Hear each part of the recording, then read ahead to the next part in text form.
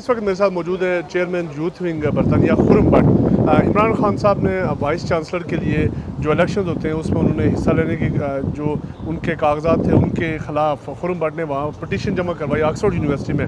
पूरे बरतानिया में और पाकिस्तान में इसका चर्चा रहा। जो इमरान खान की जो पार्टी पाकिस्तान तहरीक इंसाफ, उनका क्लेम था कि वो ज़रूर इसके लिए उनका फ़ाइनल हो जाएगा और वो वाइस जो ऑक्सफोर्ड यूनिवर्सिटी के चांसलर बनेंगे, लेकिन खुर्रम बट इसके लिए तगोदो करते रहे।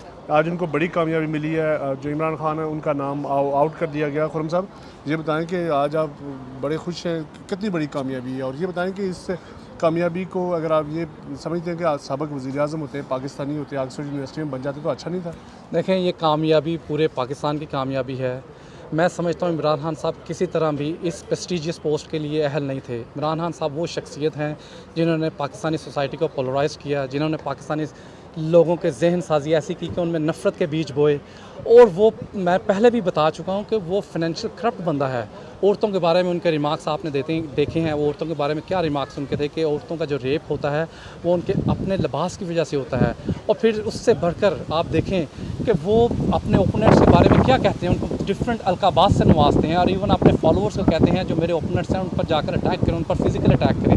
ये उनकी जहन साजी जो अपने फॉलोअर्स की करते थे। तो इस तरह का शख्स किसी तरह भी इस प्रेस्टीजियस पोस्ट के लिए मैं नहीं समझता वो मौजूद था। जी अच्छा खुर्रम बट साहब, ये बताइएगा कि ये जो आपने पूरी एक्सरसाइज की, आप ऑक्सफोर्ड यूनिवर्सिटी में जाते रहे, वहाँ पे आपने जो इंतज़ामिया उनसे बातचीत की, डॉक्यूमेंट्स जमा करवाए, तो क्या ये पार्टी की जो लीडरशिप है, नवाज शरीफ साहब, शहबाज शरीफ साहब, उनकी हदायत थी या आपने अपने ज़ाती तौर पे किया? देखिए, मैं इसका जवाब पहले भी दे चुका हूँ। ये बिल्कुल मेरा इंडिविजुअल एक्ट था, इसमें पार्टी का कोई रोल नहीं था, ना पार्टी की तरफ से मुझे कोई इंस्ट्रक्शन थी।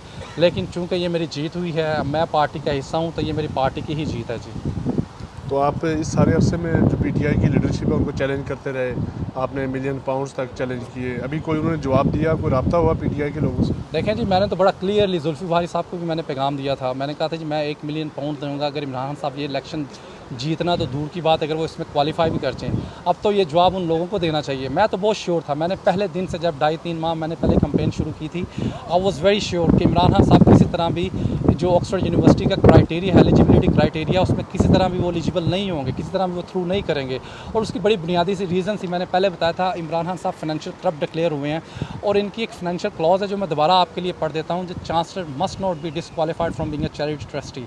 ये एक बड़ी छोटी सी क्लॉज है। इस लिहाज से अगर आप इमरान खान साहब को देखें तो वो तो सर्टिफाइड फाइनेंशियल करप्ट डिक्लेयर्ड हुए हैं। इसके अलावा 190 मिलियन का केस जो है वो ओपन एंड शट केस है, जिसमें एनसीए ने रकम 190 मिलियन पाकिस्तानी गवर्नमेंट को दिए और इमरान खान साहब ने अपने एग्जेक्टिव पावर यूज़ करते हुए जब वो प्राइम मिनिस्टर थे वही रकम दोबारा उसी प्रॉपर्टी टाइकून को दे दी। और ये बड़ा ओपन एंड शट केस है और इसमें भी इमरान खान साहब को एक लंबे अरसे के लिए सज़ा होने जा रही है। तो मुझे आई वॉज डैम श्योर कि इमरान खान साहब किसी तरह भी इस प्रेस्टीजियस पोस्ट के लिए थ्रू नहीं होंगे। जी अच्छा बट साहब, ये बताइएगा कि नून लीग बरतानिया को जब भी ज़रूरत पड़ती है, मुज़ाहरे हों, मियाँ नवाज शरीफ साहब यहाँ पे हों, कुछ भी हो, खुर्रम बट सामने होते हैं, वन मैन शो का आप किरदार अदा करते हैं। बाकी मुस्लिम लीग नून कहाँ से हो रही है? देखें जी, मुस्लिम लीग नून जो है, अब आपने देखा है कि हमारे मेंबर साजी हुई है, नए मेंबरान आए हैं। आप देखेंगे एक बिग चेंज पार्टी में होगा।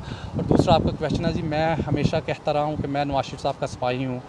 और जो काम होते हैं या जो पार्टी के लिए आपकी सिंसेरिटी होती है या जो क़यादत के लिए आपका प्यार होता है, वो किसी ओहदों के मरहून मिन्नत नहीं होता। आपको कोई ओहदा नहीं चाहिए होता। ये सब काम आप अपने ताईं कर सकते हैं, जो कि मैं हमेशा से करता रहा हूँ। और मैं अब भी क्लेम करता हूँ, मैं नवाज शरीफ का सिपाही हूँ, मुझे किसी ओहदे की ज़रूरत नहीं है।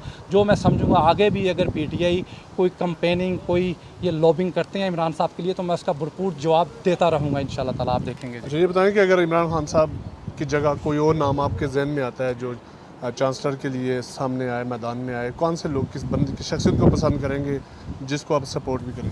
देखें, अब ये तो क्राइटेरिया गुजर चुका है जो एप्लीकेशंस जी जो, लेकिन मैं समझता हूँ Malala Yousafzai one of the best personality जो इस ओहदे के लिए मैं समझता हूँ कि बहुत मौजूद तरीन है। मैं समझता हूँ उनको इस ओहदे के लिए होना चाहिए, मलाला यूसुफजई जी, अगर पाकिस्तान से आप बात करें तो। बिल्कुल, ये थे खुर्रम बट। इनका कहना है कि पाकिस्तान के अंदर और भी लोग हैं जो इस अहम पोजीशन के लिए अप्लाई कर सकते हैं। अभी तो चलो इंतखाबात का वक्त गुजर गया, लेकिन मलाला यूसुफजई जी जैसे जो शख्सियात हैं जिन्होंने तालीम के लिए काम किया, जिन्होंने बच्चों के लिए काम किया, अगर वो आती हैं तो मुस्लिम लीग नून बरतानिया और मैं मुकम्मल तौर पर उनका सपोर्ट करेंगे। लेकिन इमरान खान चूँकि उनके ऊपर मुकदमात हैं, पाकिस्तान की अदालतों को मतलूब है, लिहाजा ऐसा शख्स पाकिस्तान के लिए और ऑक्सफोर्ड यूनिवर्सिटी के लिए बिल्कुल मुनासिब नहीं है।